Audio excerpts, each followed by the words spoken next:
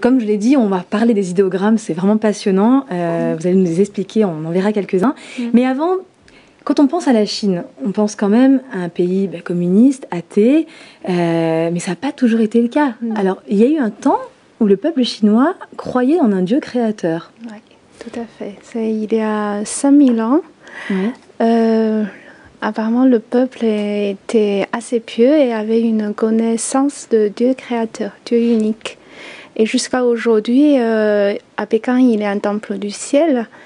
Et dans ce temple, avant, l'empereur va faire un sacrifice à ce Dieu du ciel.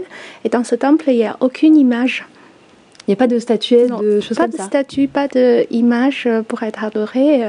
Il y a que, c'est écrit en caractère chinois, le Dieu unique, le Dieu du ciel. Un temple déjà très protestant. Oui, ça rappelle la sobriété des temples protestants où il n'y a pas de personnification, enfin d'image. Et alors, l'origine du Nouvel An chinois? Le Nouvel An chinois, c'est le premier jour selon le calendrier lunaire. Et c'était l'occasion justement pour l'empereur de faire un sacrifice annuel à Dieu du ciel. C'était ça le début. Et puis les familles vont se rassembler pour prendre un repas de fête, un repas familial. Mais c'est toujours le cas. D'où la tradition de la fête. Oui, toujours. Il y a toujours cette référence au Dieu du ciel, malgré non, aujourd'hui, plus aujourd'hui. On n'en parle plus. Mais c'est toujours une fête familiale où tout le monde est là. Et, le Nouvel An chinois aujourd'hui, c'est ça. C'est très familial, D'accord. Alors, comme disait Confucius, attention, le Dao. Aussi, vous. Ah oui, vous avez placé votre Mao, je place mon Confucius. Donc le Dao, c'est-à-dire parole ou voix, est perdu, la terre entière est partagée. Comme un bien privé, chacun ne pense qu'à lui-même. Du coup, ça me pensait aussi à cette idée de égocentrisme de l'enfant unique. Donc le peuple chinois connaissait ce Dieu unique, ce Dieu du ciel, comme vous venez de dire. Puis après, il s'en est détourné. Alors, qu'est-ce qui a fait qu'ils ont perdu le contact avec ce Dieu unique dans l'histoire de Chine? Oui, c'était une période assez particulière. C'est Chunqiu Zhangguo. Donc, c'est une période, je ne sais pas comment vous avez traduit, des printemps, des automnes et des saisons. Différentes saisons de la vie ou... Non, ça s'appelle comme ça. D'accord. Ok. Et dans cette période, justement, il y avait beaucoup de petits royaumes qui se battaient pour savoir qui allait régner sur la Chine. Au début, il y avait une multitude de royaumes et à la fin, il reste plus que quelques-uns, que 7. Et ce que vous avez parlé, là, Qin Shi Huang, à la fin, c'est lui qui a uni toute la Chine. Et peu après son règne, une chose qu'il a fait, c'est qu'il a voulu détruire tous les anciens livres. Parce que dans ces anciens livres, il a cette connaissance de Tao et de Dieu. Et donc, il a détruit tout. Donc, c'est pour ça qu'il et il a tué aussi les intellectuels qui connaissaient l'ancienne langue. L'ancienne langue. Alors justement, on va parler des idéogrammes qui, eux, sont quand même révélateurs de quelque chose, et on va dire porteurs de souvenirs lointains de ce que vous venez de parler. Alors, on va regarder quelques-uns. J'aimerais qu'on voit le bonheur. Alors, les jardins. Ah bon. On va passer au suivant. Alors, le suivant, c'est interdire. Alors, allez-y. Oui. Donc, le mot interdire, en haut, il y a 2 arbres. Et en bas, il y a une particule qui veut dire Dieu. Donc, on voit les arbres, on les voit bien là. Donc, les idéogrammes sont très imagés, c'est ce que vous voyez. Et donc, ça veut dire que le mot interdire rapporte quelque chose que Dieu a dit par rapport aux 2 arbres. Donc là, on pense facilement à ce qui est écrit dans Genèse, quand Dieu il dit... dans le jardin d'Éden, il y avait 2 arbres, l'arbre de vie et l'arbre de connaissance du bien et du mal. Et il y a une interdiction par rapport à l'arbre de connaissance du bien et du mal. Vraiment appel à ça. Alors le suivant, bonheur. Alors le bonheur, vous retrouvez toujours ce particule qui parle de Dieu à gauche.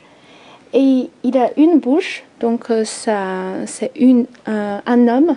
On dit toujours une bouche, 2 bouches pour 2 hommes, comme ça on compte. D'accord. Les gens. Ah oui, d'accord. Et la partie qui veut dire jardin. champ ou jardin. Donc, qui ressemble à une fenêtre. Voilà. Et donc le bonheur, c'est quand un Dieu avec un homme dans le jardin. Là, on voit encore...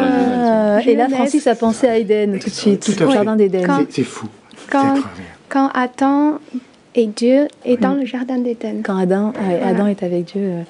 Formidable. C'est ça le bonheur. Le bonheur, c'est ça. Convoiter maintenant. Alors, convoiter, vous retrouvez encore les 2 arbres. Oui. Et dessous, il y a une femme. On peut se demander pourquoi. Oui, enfin, pourquoi? La femme convoiterait-elle un arbre? Donc là aussi, ça rapporte l'histoire de Ève.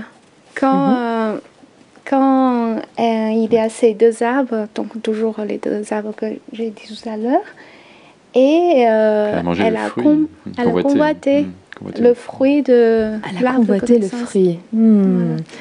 D'accord, c'est vraiment extraordinaire. Et ensuite, bateau. Alors, bateau, le mot bateau, il a la partie gauche veut dire vaisseau, c'est un bateau. Oui. Et à droite, il y a 8 personnes, 8 bouches, comme ce que j'ai dit. Oui, 8 personnes. Donc, le mot bateau, aujourd'hui, ça veut dire un grand bateau. Ça forme un grand bateau. Et donc, en fait, avec la Bible, on peut savoir qu'il y avait un grand bateau. C'était Noé qui l'a construit et il est parti avec toute sa famille, 8 personnes. Donc, sa femme, ses 3 fils. Ça fait référence à l'histoire de Noé. Voilà. C'est ça. Mais c'est quand même des caractères chinois. On parle de caractères chinois, là. C'est quand même dingue. Hein. Aujourd'hui, bien sûr que ceux qui interprètent les caractères, ils ne vont pas forcément voir ce lien. Mais en tant que chrétien... Pourtant, il est évident quand même. En tant que chrétien, c'est intéressant. Ça nous parle tout à fait, oui. Alors, un dernier, droiture ou justice. C'est le même mot. Hein. Ce mot-là, c'est le meilleur. C'est votre préféré, on sent. Le best-of. Voilà. Donc, la justice et la droiture... donc la partie supérieure, c'est le mot agneau. Oui. Et en bas, il y a moi. Donc, qu'est-ce que c'est la justice? C'est quand l'agneau me couvre. C'est quand l'agneau est sur moi, on est juste. Et l'agneau, c'est qui alors? Ce serait quoi? Et c'est vrai que les Chinois avaient cette notion de sacrifice déjà. Et aujourd'hui, moi, je sais que cet agneau, c'est Jésus. Oui, c'est-à-dire que l'agneau, ça fait référence au sacrifice à la fois des Juifs, et puis dans la Bible, c'est l'image qui est empruntée pour Jésus, le sacrifice de Jésus. L'agneau de Dieu. Ah oui, effectivement. Donc la droiture justice possible si Jésus... c'est fort. On va devoir s'arrêter là, mais en tout cas, vous avez un site qui s'affiche à l'écran, sur lequel vous pouvez... je vous invite à aller voir...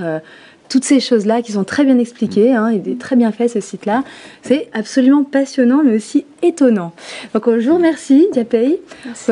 On se retrouve la semaine prochaine, comme j'ai coutume de dire, même jour, même heure, mais bien sûr, quand vous voulez, n'hésitez pas, sur Internet en continu. Merci, au revoir. Et bonne fête. Et bonne fête, bonne nouvelle en chinois.